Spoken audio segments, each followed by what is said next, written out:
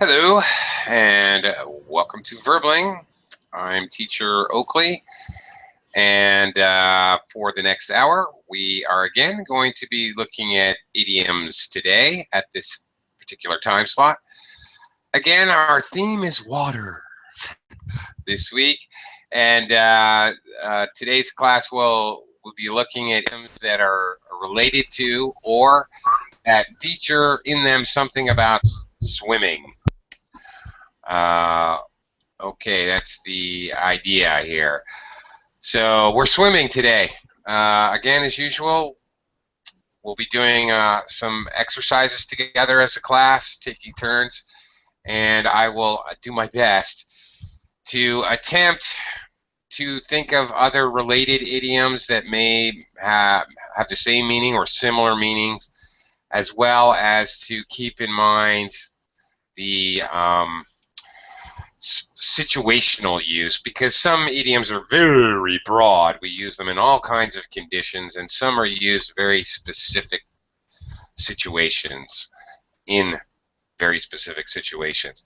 And if you can help me do that as I go along, if you can remember some on your own, please feel free to help me out as well. If you can think of idioms in your own language, I'm always interested to hear those as we proceed. So let me start off by welcoming students to the class. Anna, of course, is here. Hello, Anna.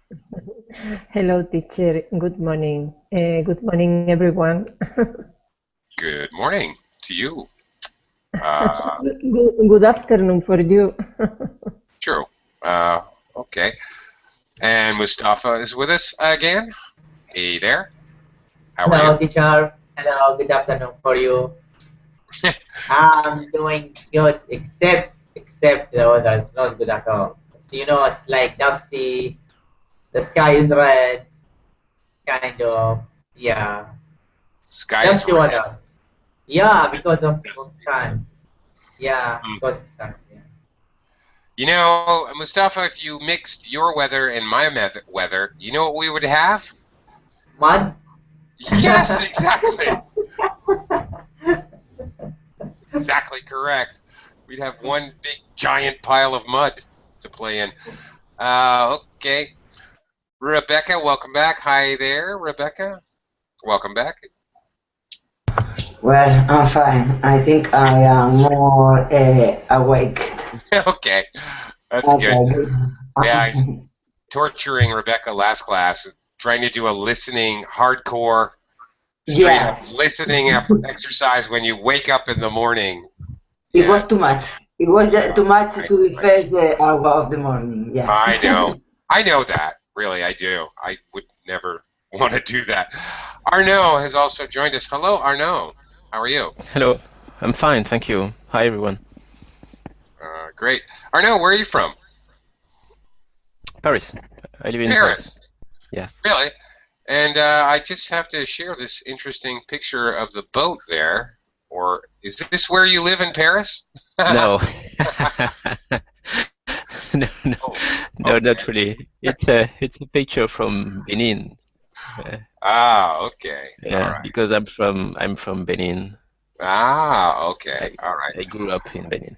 All right. All right. I didn't know. Maybe you had a little place down on the sign. Just kidding. All right, let's go. We're first going to be looking at some literal meanings of the words which later will be keywords in our idioms. So learning idioms, it's always a good idea to kind of to try to remember them. I think it's a good idea to try to visualize them and visualize how the physical meaning relates to the usually more abstract meaning of the idiom. Idioms are kind of, metaphors, analogies, a uh, physical thing that reminds us of a more abstract thing. So anyway, first, some literal meanings of the words that will appear in our idioms a little bit later. Let's start here. Simple fill in the blank exercise with the words above here. in bold italics. As you can see, many of them are going to be related to swimming. Tide, depth, tread, crest. All right, Anna, if you would do the honor, number 1. Yes. The Titanic sank after hitting an iceberg. Yeah, it did. Okay. Yeah, it did. Okay. Titanic, and I correct you because not only is it a name of a very famous ship, it's also an adjective. It's true, Titanic. Yeah, I have a Titanic headache. It can also be an adjective. Really, really, really big. Okay. All right, it sank. Yes, it did. Good movie. Good movie. Yeah, well, okay. That's okay. Here's an idiom for you. Anna, it's kind of a chick flick. You know what a chick flick is? No, teacher. No? No. Okay. I think Titanic is kind of a chick flick. Basically, a movie aimed at the female gender, the finer sex. Yes, because it's a romantic movie. Yes, it is. Well, sloppy, sugary, sweet, romantic. Yeah, it is. Okay, anyway, moving on. Mustafa, number 2. Teacher 2. The blind comes in and goes out twice every day. Tide. The tide. That's correct. The tide rises and falls. It comes in and goes out. That is correct. In the ocean, of course. Yeah. Sometimes I have heard this. Some people like my connection is like a tide, goes in and goes out. Comes in and goes out. Yeah. That's not a good connection. Mine is more like a light switch. Either it's usually on, but sometimes it just goes off. Okay, Rebecca, number 3. Number 3. If something is very... it's gone. Wait, okay.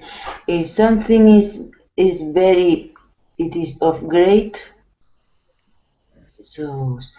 if something is very deep, Yes. it is of great depth. Depth. Okay. You got it. All right. Deep is the adjective. All right. And depth is the noun. The depth is 20 fathoms. Like that. Okay. It is deep water. All right. Good job. Mm-hmm. Number 4, Arnaud. Number 4. The top of a wave is its crest. Yes, it is. Very good. Okay. How do you know that, Arnaud? Are you a surfer?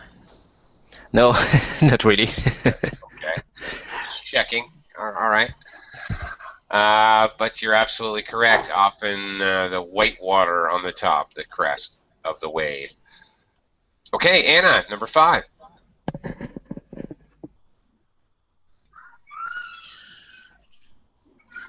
Anna? Okay, Anna, are you teacher. there? Oh, okay. Yes, Sorry. sorry. If you fall into the sea and you cannot swim, don't panic. Just do your best to blank water. Otherwise, you might, yes. Do your best to thread water. Mm-hmm. Otherwise, you might drown. Yes, you might. Okay, you might do your best to avoid breathing water, but yes, here the correct answer is tread water. Okay? Of course, when you tread water, you're not moving. You're not actually swimming. You're just staying still. So you can swim and move forward or backwards. You can tread water and remain in the same place by moving your arms and legs, or you can float if you Yes. know how to float on your back. And of course, nobody wants to drown. This is death. Death by water, drowning. Yes. Number 6, Mustafa. Okay. Things you feel sad about are your sorrow. Yeah, sorrows. That's right.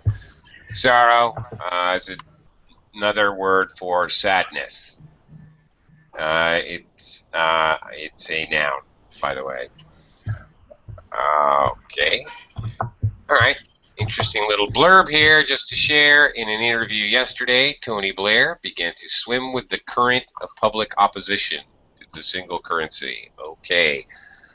So this can be used, swim can be used, swim with the current especially can be used, or go with the current sometimes is used to show that you're going with the overwhelming popular view uh, of things. You can be swept by the current as well. Swept by the current of popular opinion, he decided to run for president. Okay, let's get to some idioms here. Put the following expressions, idiomatic expressions, into the sentences. A little fill in the blank. We will discuss them as we go along. Okay, Rebecca. Number Yes. 1. Number one, the French class I'm going to is far too difficult for me. Is okay. The French class I'm going to is far too difficult for me. I'm completely well through in swimming. Keep up going on the crest of a wave in deep water. Completely. Well, I say in deep water. Okay. The truth is there's 2 or 3 possible answers, 2, 3, maybe even 4 possible answers here. You might have to change the sentence structure slightly, Yeah. but there's 2 or 3 that are very similar in meaning. Yeah. Out of my depth. Yeah. Which is probably, Exactly. I think, is a better answer here. I'm completely out of my depth just because, well, um, yeah, uh, because we have this Completely. completely, Adverb. the adverb. Yeah, it sounds better in this particular sentence. Completely out of my depth. Okay, the meaning here is you could also say I'm completely over my head. An American might say, I'm over my head, I'm out of my depth. All right, well, what is the meaning, Rebecca? The meaning of what? I'm out of my depth, or I'm in over my head is how an American would Yeah, probably say it. I say it's too much for me, you know. It's Yeah, something I can reach it, but in no touchable. I mean, you know. yeah, that's pretty much, that says it all. It's too much for me. Yeah. What, Yeah, that's it. can I just ask a question Hmm. with a word because different. I'm asking about far. In this case, far too means much, quite. Far here. I'm going to is far too difficult for me. It's like saying way too difficult, much too difficult. Yes. Much. Hmm. It's always with two, or could it go just alone, far? Uh, no, it has to go with 2. Okay. Okay. Oh, this is far too spicy. I can't eat this. I can't say this is far spicy. No. Yeah. Has to So be far is part. an adjective to describes another Yeah, so and in character. reality, you're right. There is something peculiar going on. Far is normally an adjective. Far here is an adverb. Adverb, yeah, to modify another adverb too. Yeah. That's right. Exactly. So this is not the normal usage which we normally associate with the word far. Ah, very observant, Rebecca. Yeah. Yeah, Thank you. yeah. Thank you. That I didn't even catch that, but good job. Okay. Before we proceed, let me welcome our long lost friend Nidair. Hello. Hello. Hi again. Okay. All right. Uh, okay. And I can see you're typing today. That's fine. All right. Hope you're doing well. Nice to see you in class again. Great. You're welcome. Okay. Let's continue. Arnaud, number 2. With their new album going straight to #1 in the US charts, Oasis have been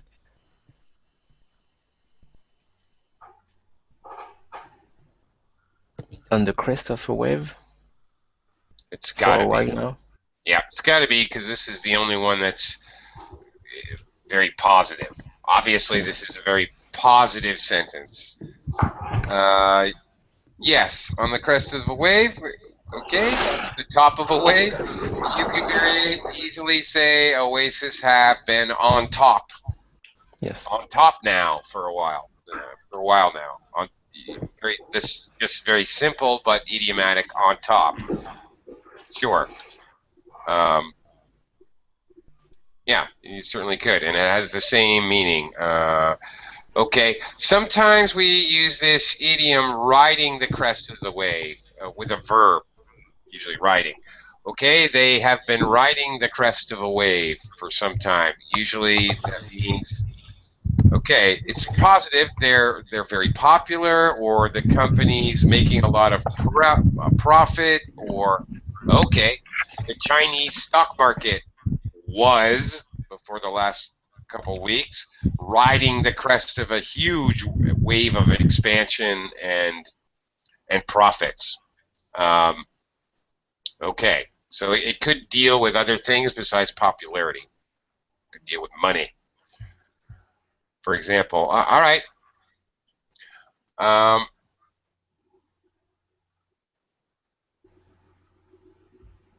Hmm?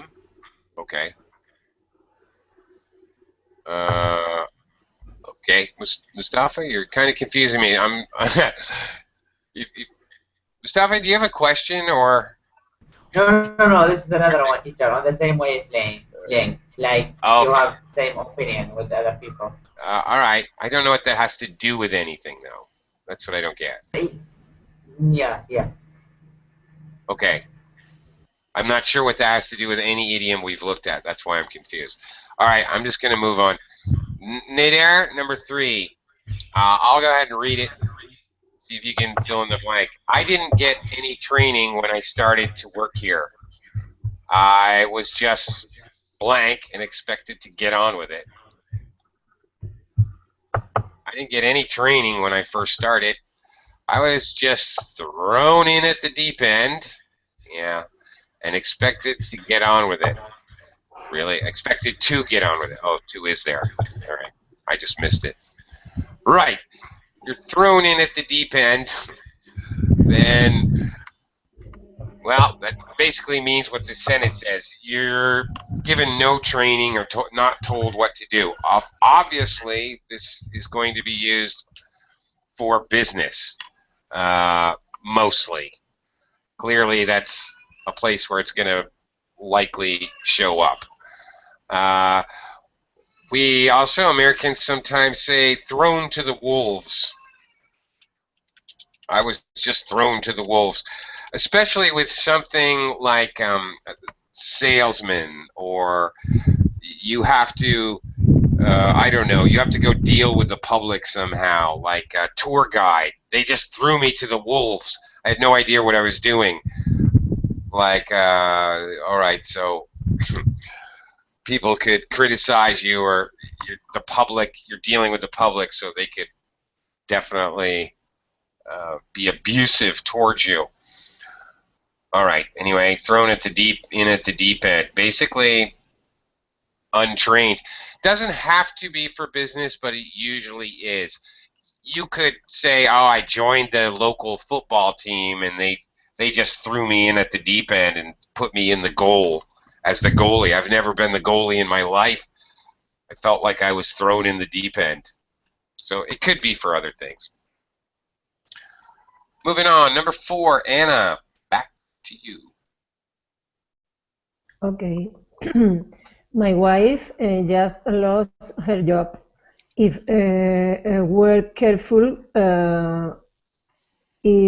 are careful with money, we should just about be able to. Can you yes, able to keep our heads above water. Very good. Okay, I think we looked at this one earlier. I mean, in another class.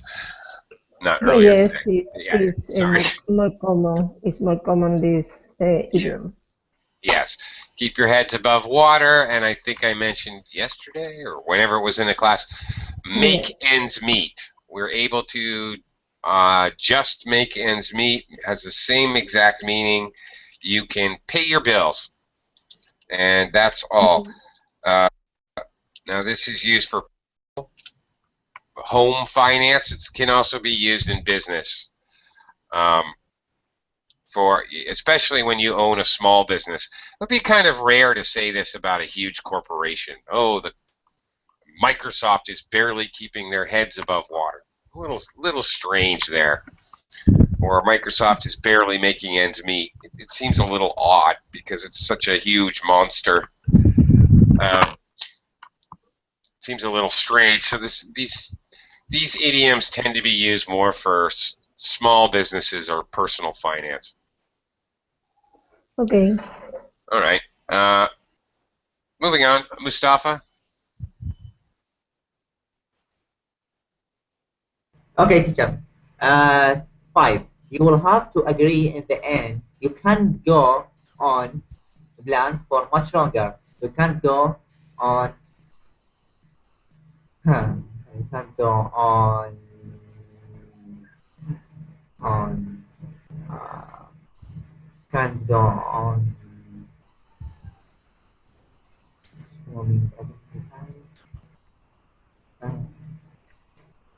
Just a second, teacher. Yeah. Yeah. Okay. We can't go on going under. No, it's not makes sense. Can't go on in deep water. We say that. We say deep water. Deep water. No. Now, Okay. it's kind of related to this one about Tony Blair swimming with the current of public opposition as opposed to swimming. Maybe. Okay. Just a second. I want to read the sentence one more. Yeah. All right. Okay. 5. You will have to agree in the end. You cannot go on for much longer. Swimming against the tide. There you go. You can't go on swimming against the tide.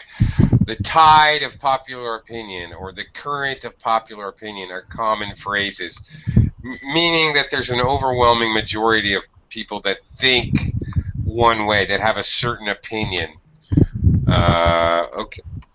Okay, so if you're swimming against the tide, and you will often see, especially in journalism, swimming against the tide of popular opinion.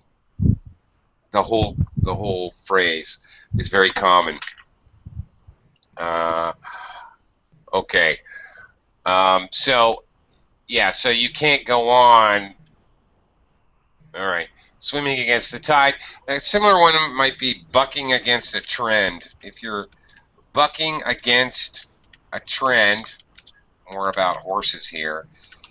You're fighting a trend. You're doing something that whatever. People are selling pencils, more and more pencils, but you keep selling pens. You're bucking against a trend.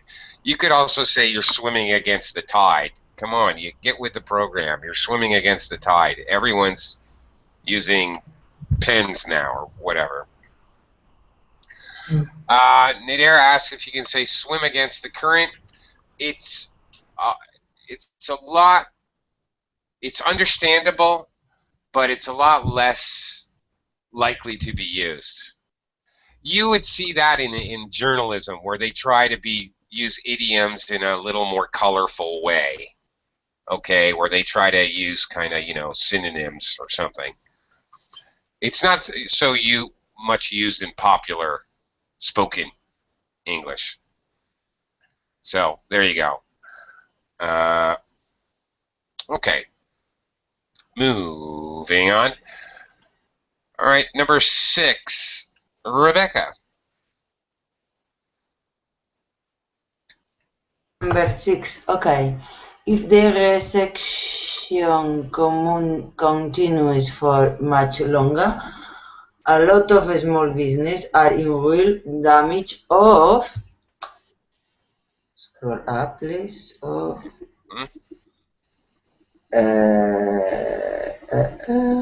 Keep swimming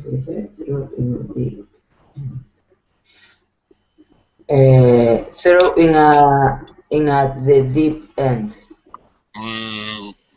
No. Okay, businesses are in danger of this, which is to say they're going out of business, bankrupt, done, history, over, extinct. On the crest of a wave. No. No. Going under. They're dead. Yeah, if you go under, well, for the 3rd time, you drowned, you're dead, you're over. This is an extremely common term, at least for Americans. Oh, the business went under. We don't use this about personal finance. There is such a thing as personal bankruptcy, but we don't say that. If somebody has a personal bankruptcy, we don't say he went under. This is only used about businesses. Only. So very specifically, it means they can't afford, they don't have enough money to stay in business. No other reason. So, they went under. That's it. Out of business because of lack of money, one way or the other. All right. Okay, number 7, Arno.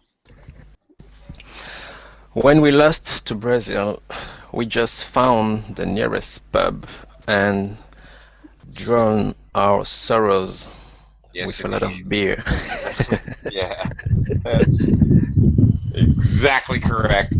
Yep, and this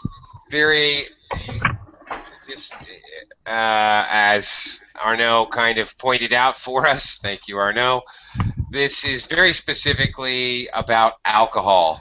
You don't drown your sorrows in gambling or drown your sorrows shopping all day long.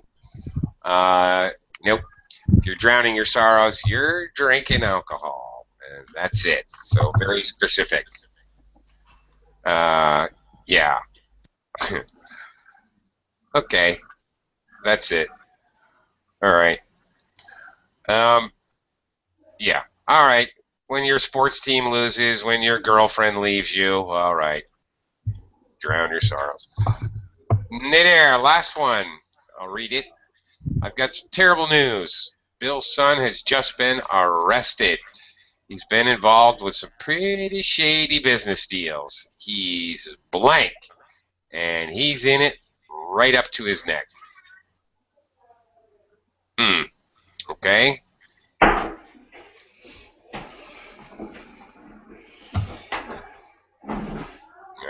Yep, you got it. He's in deep water.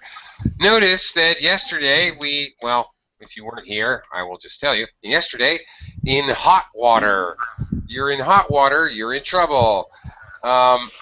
So in deep water, you're also in trouble, but there's a little more. Okay, what's the difference? If you're in hot water with the boss, he's going to yell at you for 5 minutes.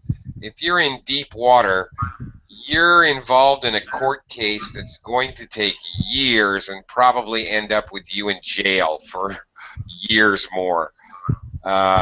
You're in deep water. You're in some kind of situation, usually negative. Well, actually always negative. That's going to take a great deal of effort and time to unravel or to solve or to come to conclusion. I'm in hot water with the boss. Okay, he's going to yell at me for 5 minutes. Again, it's all right. I got in hot water with my wife last night about staying out late. Okay, but it's over now. Notice the co-location. He's in deep water and he's in it right up to his neck. Okay, they do co-locate well together. Sometimes we say just one. Often the one we say is he's in it up to his neck. Take your own variations here. He's in it up to his eyeballs, meaning he's involved in some kind of crime or some very negative, shady deal, as it says here, some kind of negative activity. He's in it up to some place on the top of your body. He's in it up to his neck, up to his eyeballs, up to his ears, I've heard. Up to his chin, I've heard. Anyway. Okay. Let's continue. To make a splash, add the following verbs to form, which will end up forming an idiom in the sentences below. Nader, shady means suspicious. Yes, it does. Exactly what it means. He's a shady character. Those words co-locate well. A shady character. I don't know about that guy. He's a shady character. I would avoid him. You wouldn't say he's a shady man. It sounds weird to say that. Shady dealings. Shady business deal. Shady character. Yeah. Those all co-locate well. Okay, round we go. Again, Anna, kick us off one more time. Number one in this section. If you really want to to make a splash with your new book, you'll have to throw a few parties and give away a few thousand copies to the right people. Yeah, well, there it is. Make a splash. Yeah. Yes, indeed. Okay. What does that mean, though, Anna? You want to make a splash with your new book? Maybe if you want to be successful. Yeah, but even more than just successful. Get a lot of publicity. Be in all the news. Yes. Be on the Oprah Winfrey show. Be on the talk shows. Like that. Okay. Thank you. Sure. Okay. Be the person that everybody's talking about. Right. Yeah, that's it. Mustafa, how about number two? Okay, hang on. I should just add that not only, number one, make a splash, not only in public opinion in like a country, you can make a splash in a new company you started working for.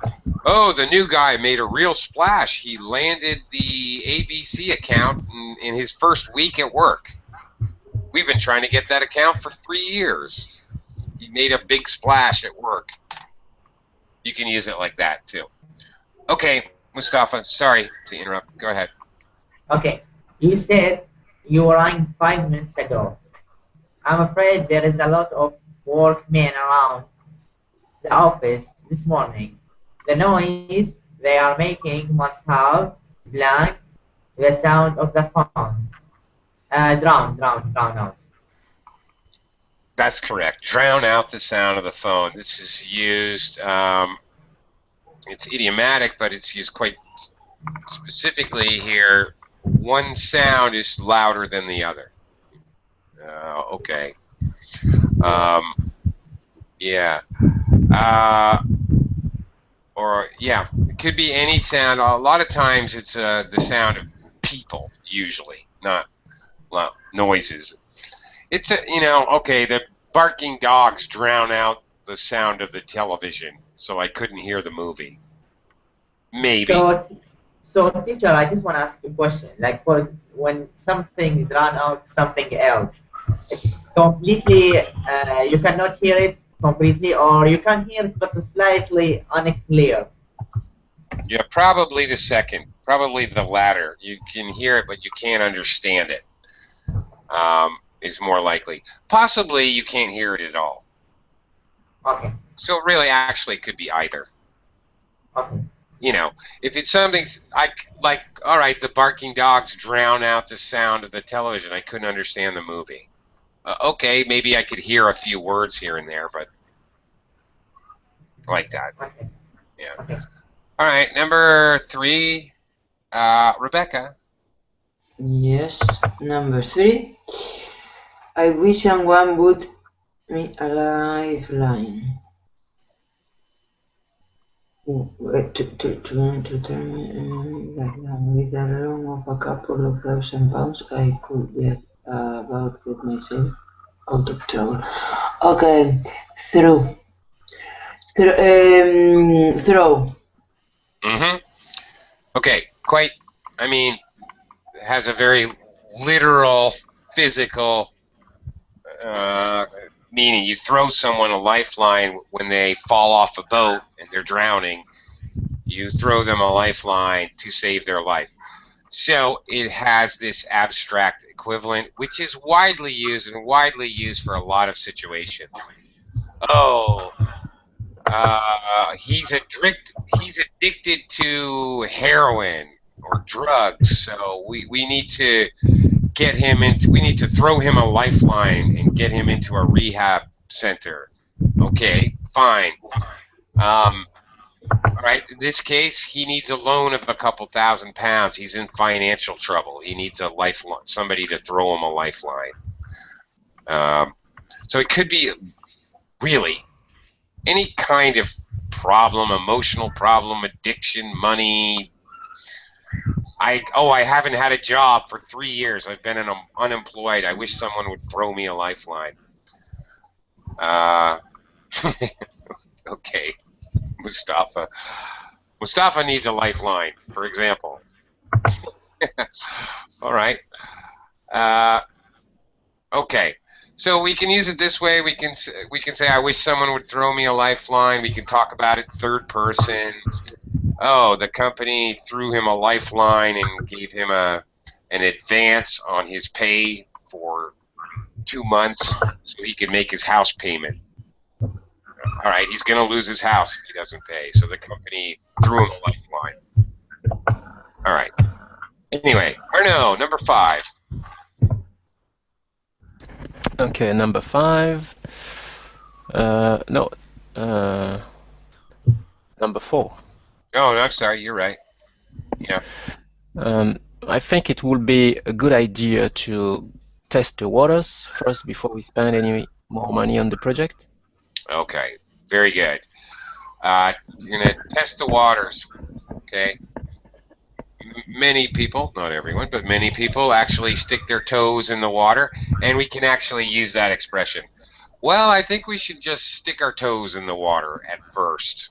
We use that idiomatically to mean test out a business climate, test out a new project, to, I don't know, open a restaurant, maybe. Okay, we'll just stick our toes in the water. We won't have a grand opening. We'll just kind of open the doors and see what happens. To test the situation or the circumstances is really what it's about. You don't go to buy a new car and test the waters. You don't. Obviously, you test out a new car, but you don't say, "Oh, I need to test out the waters before I buy a new car." That wouldn't make sense. Often used in business. Okay, could be used for other things. Romance. Oh, I don't know if Barbara will marry me. I need to really test the waters. I need to have a long conversation about children and buying a house to see how she thinks about that kind of thing. All right, you can test the waters in that area as well. All right, Nader, number 5. We've been told we've got 6 months to turn the company around and make a profit. If things haven't improved, the whole thing is being closed down. So it's a blank or blank situation.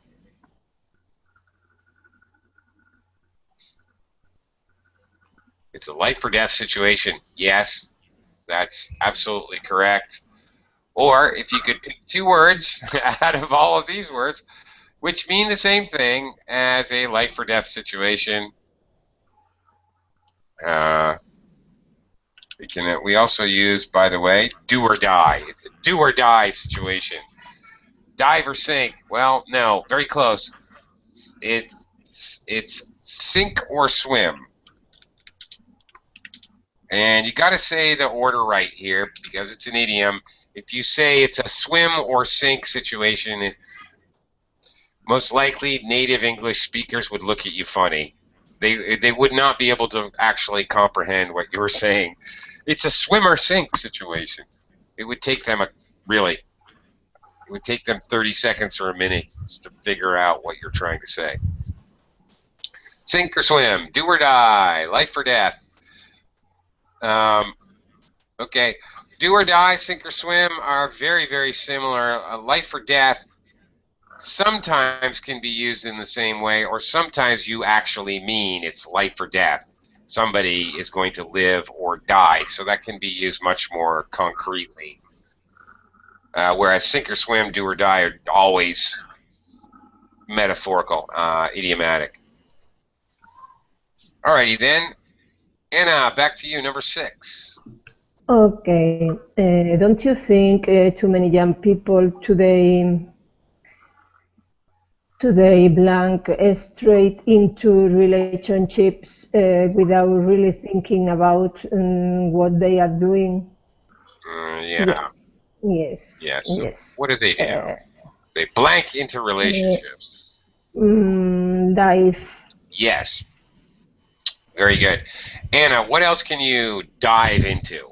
And it's always dive into. It's a phrasal verb, but it's an idiom. It's a idiomatic phrasal verb. What else could you dive into? It is like you plunge. Oh yeah. You plunge. You plunge head into water. Well, yeah, that's physically when you plunge headfirst into water, that's a dive, physically. But more abstractly, you can dive into a relationship, you can dive into a business. Just, you get the idea to open a hot dog stand, and then the next day you've got a hot dog stand. You dive into an investment without really doing the proper research. Okay, dive into a project is very, very common. Now, okay, dive into a project can have a couple different meanings. Usually, all right, they just dive into a relationship or they dive into a business. It's a little bit negative, derogatory. There's a sense that due diligence was not performed. You didn't do your homework. You didn't prepare before you started to do something. Okay, but all right, Nader, dive into a subject, dive into a project, dive into dive into a big plate of paella. All right. That means that you're doing it because you're enthusiastic and you're excited. So you dive into a subject, you're excited about it. So there's two different meanings. And you dive into a, we say that when you're, okay, a dive into a pizza or a big plate of paella. It's excited and enthusiastic. You dive into a project. That's a positive thing. So you got to be careful with this one because it has slightly different meanings, and in one way it's positive, and the other way it's negative. All right. It can mean enthusiastic, or it can mean to, well, go against the advice. Look before you leap. All right. You might have heard that saying. Look before you leap. Okay. Do your due diligence, study, do your homework before you make an investment or open a company or start a relationship. So if you do not look before you leap, you dive into it, but that can be negative, have negative connotations. So you're going to be a little bit careful about how you're using that. All right, number 7, Mustafa. Okay. 7. I don't think I'm ever going to get promoted here. My job hasn't changed for 3 years and I'm bored. I feel as if I've been okay, black corner. All right, nothing's happening. Nothing's happening in your job. You're not moving. I have been, right? I have been. I have been. I have been. Tread water. Okay. Treat water. Treat. Tread is the verb. Of course, here in this particular phrase, because it hasn't changed for 3 years. So we know we've got a long, continuous action of duration. So, Mustafa, I would say I feel as if I have been treading water. I would use a present perfect continuous. Because we've already mentioned 3 years. That's a long time. Yeah, it's correct grammatically. I don't know why they said like just tread. Oh, because they want you to recognize that you need to change the verb. That's why. Okay. Sure, keep you on your toes. To keep you on your toes, Mustafa. That's why. All right. There's another idiom to keep you alert and aware of what's going on. Keep you on your toes. Okay. I don't even understand this crazy cartoon. How are we going to keep our heads above water? It's the other bits I'm worried about. Maybe there's sharks in the water. I don't know. Okay, speaking of water and swimming, by the way, it's not part of the lesson, but I just thought of it by looking at this silly cartoon. It's the other bits I'm worried about. Okay, in English, if we talk about sharks, what does that mean idiomatically, metaphorically, when an English speaker talks about sharks? Rebecca, do you have any idea? Well, talking about sharks, it sounds to me something dangerous. Yeah, me too. Yeah, sometimes it collocates, it is something dangerous, and sometimes it collocates lone. Do you know what a loan shark is? Rebecca? Long shark? No, maybe it's a kind of shark. I don't know. Long. No, well, kind of. No, a loan shark is somebody who, Rebecca, if I lend you $100, that's no problem. Here you go. Here's $100. Tomorrow you owe me $150. Yeah, okay. Yeah. The commission are too high. That's right. And if you don't pay me back, Rebecca, I'll break your thumb. Okay. Oh, come on. Oh, come on. I'm just giving an example. My Yeah, goodness. yeah, very, Get the idea. very All graphic, right. very graphic, yes. That's right. They will charge very high interest rates, not official, no government, no taxes, nothing like that. It's illegal.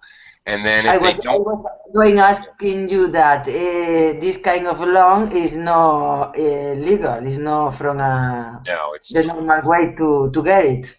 definitely not legal. Definitely Mm. not. It's all underground. And if they don't get their money, they'll do really bad things. Um, there are other kinds of sharks. A pool shark, for example, or a card shark. What's a pool shark? Does anybody know? Anybody in class? Anybody at all? No? Really? Okay, what's a card shark? They're related. Pool shark, card shark. No? Oh, okay. Okay, a pool shark. Pool refers to the American word for billiards, the game with balls and a pool cue and a billiard table. All right, a pool shark is the guy who goes to a billiard room and he loses a couple games until people start betting $100, $500, and then suddenly he can't be beat.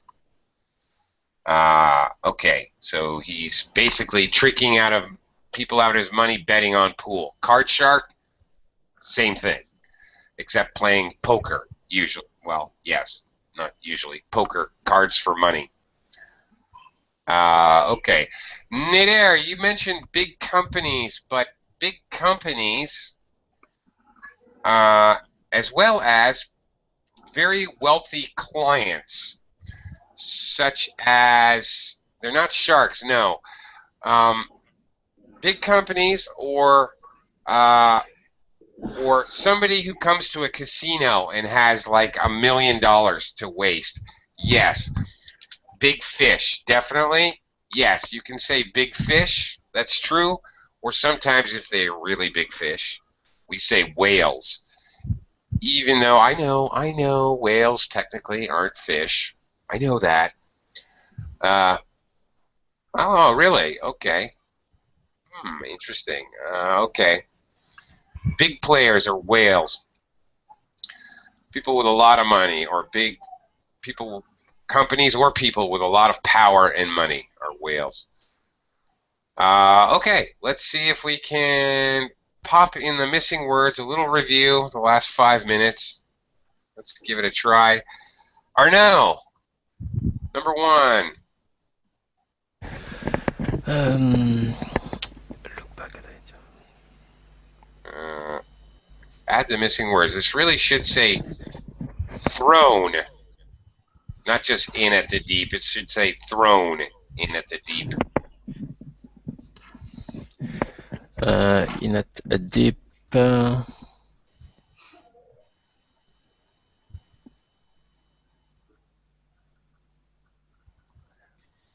Deep water. Here, I have a clue for you, Arnaud. If you want to just scan your vision down a little lower in the page. Here you go. Thrown in at the deep end. Have you ever been thrown in at the deep end in a new job? No training at all. Just go. That's it. Here, take this big heavy piece of equipment and go do your job. All right. And when you're thrown in at the deep end, did you sink or swim? Okay. They threw me in at the deep end. It was sink or swim. Either you do it or you don't. All right, Anna, number 2. Okay. Keeping our heads above water. Okay, just able to pay the bills. Just able to make ends meet. Mustafa, number 3. Okay, throw someone, and land. Oh, I forgot it. Throw someone. A lifeline, usually. Yes. Yes. Yeah, you have to use lifeline or it's going to be a little confusing. Okay, Nader is asking if there's any difference between thrown in and just thrown. Well,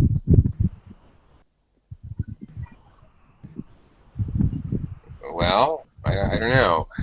Have you ever been thrown in at the deep end? Have you ever been thrown at the deep end? No, you need in. You need, oh, excuse me. You need in to show water. Anything with water is in. You're in the water. Okay, you're thrown in the water. You can't say thrown at the deep end. That just means when you say throw at something, the target is whatever this. So you're just being aimed at the deep end, which doesn't really make a whole lot of sense. Okay, sure. So it has to be in. You need the in because it's water. All right, throw someone a lifeline. Number 4, Rebecca. Sink or swim? There you go. Very good. Arnaud. Yes, swimming against the tide. Yes. Possibly, maybe swimming against the current, but swimming against the tide is stronger. Very good. Nader, in deep. Water, yeah. Deep water. Oh, yeah. Something in deep water also has a sort of connotation that he's going to need it. There's no way he can get out of this himself. It also has this little bit of a meaning that it's something that's impossible for someone to get out of this trouble by themselves. Anna, number 7. Yes, out of my depth. Yes. Okay. Just simply unable to cope. Don't have the skills or ability to cope with a situation. You're out of your depth. Mustafa, number 8. Is this drown your sorrow? It is. Referring specifically to drinking alcohol. Because you're depressed. Okay. Specifically. So I don't have to do something else to be happy? Yeah. It's very specific about your angry, upset, depressed, usually depressed about something that happened in your life, so you drink alcohol. It's very, very specific. Rebecca, number 9. Number 9, a splash. Well, no, I can't remember. It's make a splash. You may also hear create a splash, but this means to get a lot of publicity, to be noticed, get a lot of attention right away. Okay. All right. And the last one, Arnaud? On the crests of a wave. Very good. That is it. Okay. On the crest of a wave. Be very popular or be successful in any other way for a period of time. Okay. Thanks a lot. Our time is up. Thank you, everyone. We'll see you